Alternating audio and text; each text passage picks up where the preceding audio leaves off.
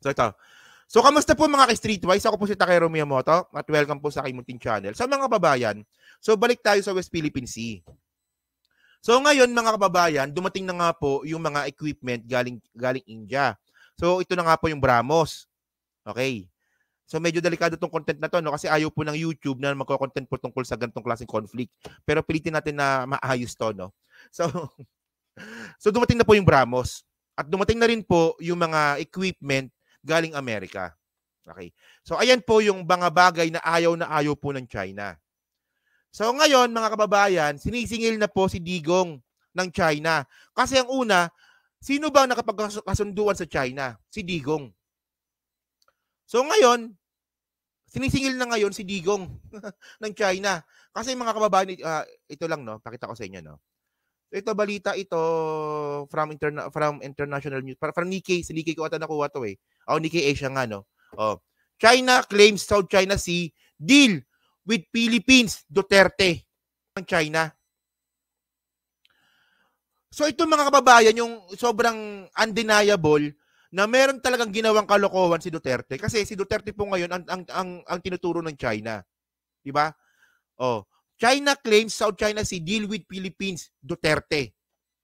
So si Duterte talaga.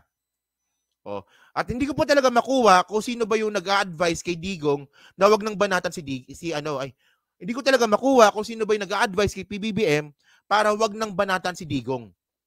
Nakakuha po tayo ng information mga kababayan. Kaya nga na-content ko nung nakaraan na may nag-a-advise po sa loob mismo ng gabinete ni PBBM na wag nang singilin si Digong. Wag naman ganon. Ang China nga po nani-name drop na nga po si Digong Bakit ayaw niyong pagsalitain yung presidente natin ngayon? So sabi dito, kaysa na ba? Okay, sabi dito,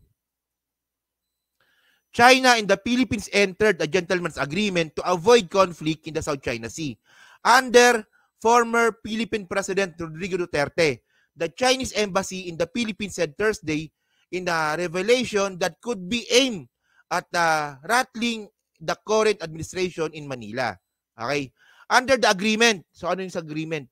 Under the agreement, which isn't recognized by the Philippine President Ferdinand Marcos Jr., Manila apparently promised not to repair or build structures at the Second Thomas Shoal in the disputed Spratly Islands, which the Philippines effectively controls.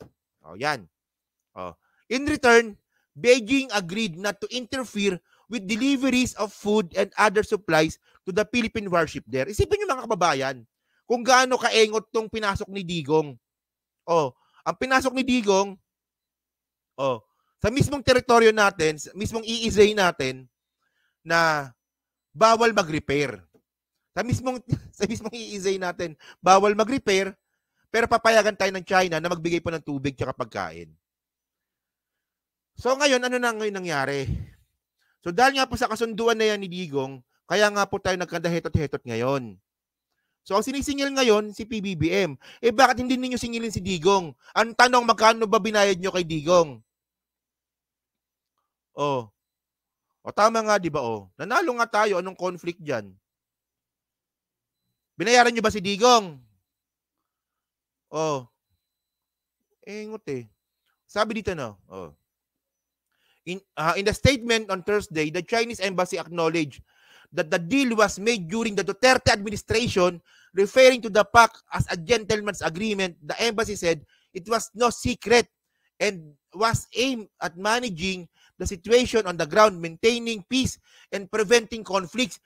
Diyos ko, bakit pinasok ni Digong to? Teritoryo nga natin yun. I-isay natin yun. Kaya nga, exclusive Ingot mga kababayan, Diyos ko. Ingot to the highest level talaga, Diyos ko. And then, the embassy added that relevant departments and agencies of our two sides had worked under its guidance, effectively maintaining the peace. Ayoko nang pagpatuloy. So sabi dito, no, China claimed that it has repeatedly briefed. Ito na, no? Ngayon merong bagong script ngayon ang China, di ba? Ang sabi ng China claimed that it has repeatedly briefed the current administration on the agreement. It asserted that the two sides agreed early this year on a new way to manage the resupplying of a Philippine warship grounded at Second Thomas Shoal, but afterwards the arrangement was unilaterally abandoned by the Philippine side for no good reason. Yan, okay. So ngayon mga kababayan, kung ano man yung nangyari ngayon, kasalanan po talaga ni Digong yan. Pero ito yung medyo maganda dito mga ka-streetwise eh. Okay? So ngayon, itong G7, di ba? G7 calls out over intimidation, militarization in South China Sea. Okay. So, ang request ko lang sana sa G7, next time kung tutulungan niyo yung Pilipinas, sana wag South China Sea ang itawag ninyo diyan. Sana next time West Philippine Sea na. Kasi tinulungan nga tayo pero ang tawag naman nila South China Sea. Di ba? Teka.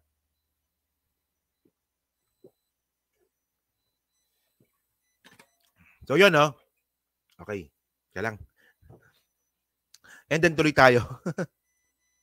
So sabi ng G7, so kasi ang punto dito mga kababayan, nag-declare po kasi yung China ngayon ng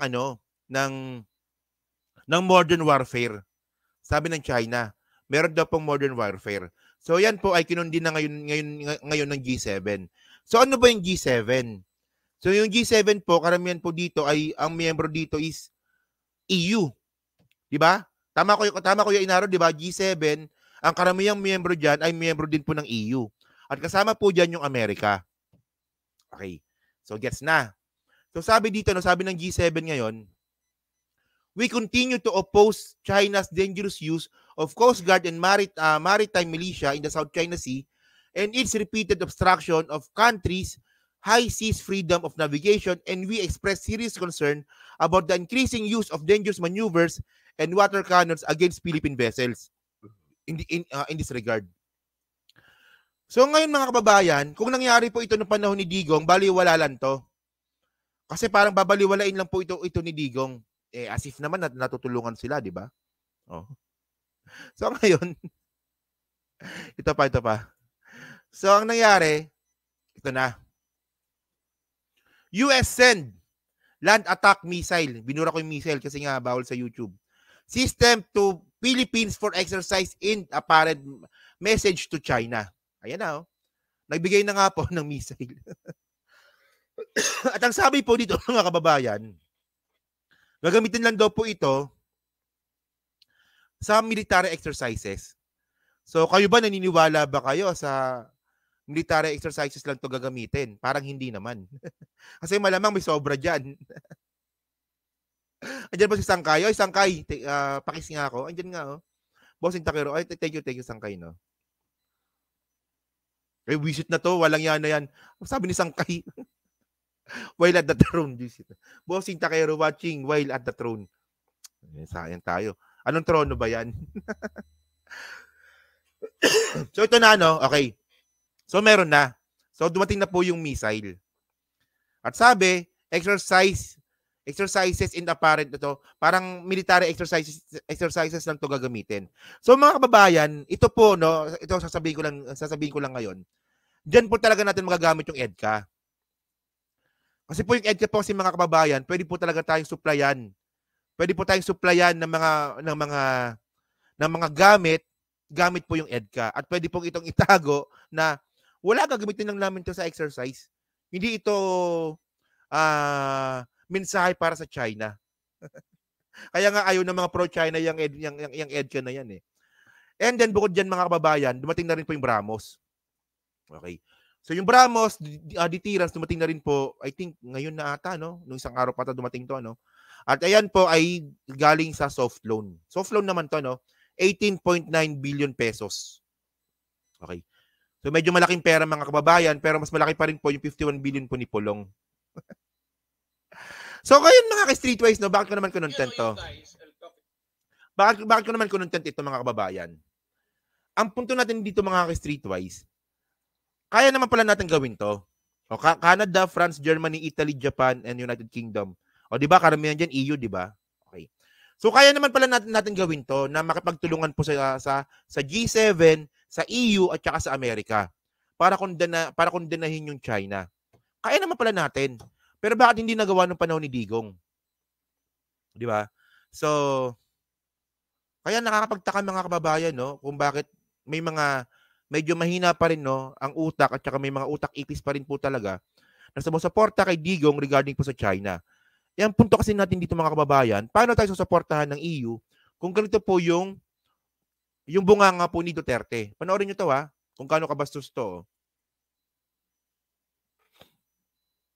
In English, do not impose your culture or your belief in what would be a government in this planet.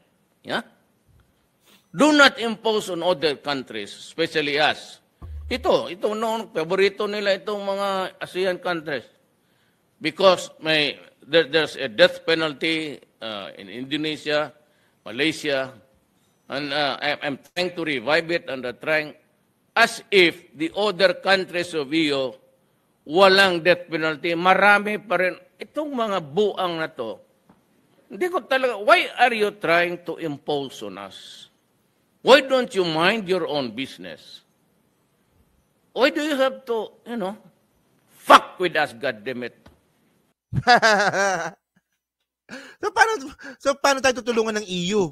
Kung ganito yung ginawa ni Digong. At alam nyo kung ano yung ironic dito mga kababayan. Nung panahon nga po na minura ni Duterte yung EU, nagpalakpakan yung mga DDS. Ako nasa abroad ako noon eh. Sabi ko, bakit nagpapalakpakan yung mga Pilipino dito? Ano yun eh? Pangit na imahe po sa buong mundo yung ginawa ni Digong. Ang pangit. So ngayon, dahil sa pinagmumura nga po ni Digong yung EU, kumapit sa China. So ngayon, naging puppet ngayon si Digong ng China. Hindi lang yan, kala nyo, meron pa dito. Ito yung malupit dito. Sobrang bastos po talaga ni Digong. Ito panoorin nyo to.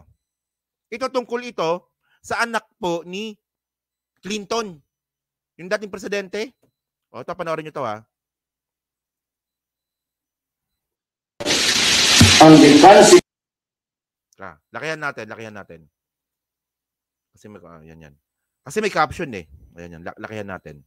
Ito tungkol na naman ito sa sa rape joke. Rape joke na naman to. Sabi ko nga sa inyo, dapat ang tawag sa hakbang ng maisog, hakbang ng mautog. Kasi nga, si Duterte pala utog. Ito, rape joke to eh. Panoorin nyo to. For this martial law, on the consequences of martial law, and the ramifications of martial law, I alone would be responsible. Trabaho lang po. Mataray ko ng tatlo, aminin ko na akin yun. When you're fat. Ayan So, yung part kasi po na yon, nagano na naman siya. Ayan nag-rape joke na naman siya. Isipin nyo, di ba, presidente. Ngayon, ang nangyari ngayon dito, kinundin na ito ng Amerika. Especially nga po ni Chelsea. Ito si Chelsea Clinton. Sabi ni Chelsea Clinton, not funny ever. Ayan kasi normal yun eh. Presidente ka ng Pilipinas, presidente ka ng isang nasyon, tapos nagbibiro ka ng ganon. Ngayon sabi ni Chelsea Clinton, na anak nga po ni Bill Clinton, not funny ever. Alam nyo kung anong sagot ni Duterte? Sumagot si Digong sa harap mismo ng mga sundalo. Tingnan niyo kung anong sagot kung gaano kabastos to Ito sagot ni Digong. President of the United States was screwing Levinsky and the girls there in the White House. How did you feel? Did you slam your father? Be careful because you live in a glass house. Ulitin ko nga, I repeat, when President Clinton was Levinsky, what was your statement or your reaction? Wow! Grabe, no? Grabing bastos ni Digong mga kababayan, no? Isipin nyo yun. Tuwan-tuwa yung mga DD sa ganyang klaseng bunganga ni Digong. Ang una kasi, ang punto dito na natin makikita na pikon talaga si Digong. Siya yung unang nagbiro eh. Siya yung unang nagbiro na tungkol nga po sa panggagahasa. Pagkatapos, syempre, natural yan eh. Presidente ka eh. O lahat ng sasabihin mo, nakamonitor po yung buong mundo. And then, parang nakondina nga siya ni Chelsea Clinton. Ngayon, si Digong Pikon, gumante. O, so ngayon, anong pakiramdam mo nung tinira ni Clinton si Lewinsky? Anong pakiramdam mo nun? Parang ganun, di ba? At sa harap pa talaga mismo ng Philippine Navy. Isipin nyo, nagkaroon tayo ng presidente sinto-sinto at pinapalakpakan po ng mga DDS. Hindi ko po talaga makuha yung logic talaga ng mga DDS, no? Kailangan talaga nilang tanggalin yung common sense tsaka critical thinking para ipagtanggol si Digong. Samantalang maling-mali po ito at ito po ay nakakasama po sa imahe po ng buong Pilipinas. O di ba kahit babae pinatulan, no, di ba? At yung mga DDS palakpakan dito. Oh. Isipin niyo yan, no? So ngayon, mga kababayan, kung nakita niyo nga po yung article ngayon, may nabasa kasi akong article eh. Nakalimutan ko lang isama ngayon na that's why President Bongbong Marcos is being loved by the whole world. Baka sabihin niyo binabola ko kayo. May ganung article, adyan ba si Kapdong? Si Kapdong nagpasa sa akin nun eh. Ngayon po, minamahal na po yung Pilipinas ngayon. Kasi sobrang ganda nga po ng foreign relations po ni PBBM sa ibang bansa. Diba? So, ayun ang punto natin dito. So, kaya naman pala natin na wag mambastos ng mga Western powers at kundinahin yung China na nambubuli sa atin. Bakit hindi natin nagawa? O to, diba, may nakakita si Rowie. Diba nakita mo yung Rowie, diba? O yung binabanggit ko, diba? O si Erwin Lopez nakita rin 'yon. O. So, kaya naman pala natin gawin. So kasi ang punto kasi natin dito kaya naghimutok itong si Digong ngayon kasi pinapakita po sa mga foreign policy po ni PBBM ngayon na ang laki po ng pagkakaiba at kung sino po talaga yung tama sa foreign policy. Foreign policy. So na-insecure nga po si Digong. Ang magagawa mo, mas magaling yung presidente BBM namin kumpara sa'yo. At kahit yung mga dilawan, gusto rin siya. O yung mga nagmamahal lang talaga kay Digong, yung mga kulto. Yung mga kulto lang po talaga. O, meron ako ngayon. O, di ba meron din, di ba? O, di ba nakita nyo yun, di ba? O. So, yun mga kababayan, no? So, ewan ko lang. So, anong masabi nyo nga po dito sa ginawa nga po ni Digong na pagmumura at pag-aalipusta sa EU, pati rin po sa anak nga po ni Bill Clinton. And then, mga kababayan, kayo ba, ako naniniwala naman ako no, na okay sa inyo yung ginagawa po ni PBBM ngayon. Kasi isipin nyo lang kasi mga kababayan, no, kung itong ginagawa pala ni PBBM ay ito rin yung ginawa ni Digong dati, edi sana wala tayong problema ngayon. Kung meron man, at least nabawasan ng sobrang laki. O, di ba? So, yun no. So, thank you mga kababayan. So, dyan po sa 600 po na nanonood. So, hindi pa po nakakapag-like. Palike na lang po ng video po na to. And then, dyan po sa Team Replays, ano nga po masabi nyo nga po dito regarding nga po sa pagtulong sa atin ng Amerika, ng EU, ng G7 para po sa pambubuli po ng China na hindi po nagawa ni Digong. Kaya naman pala dati. Kaya naman pala ngayon. Bakit hindi nagawa dati? Diba? So, yun po mga kababayan. So, maraming salamat po sa inyo lahat. Thank you po. Kita na lang ulit tayo bukas. Okay, thank you po, no?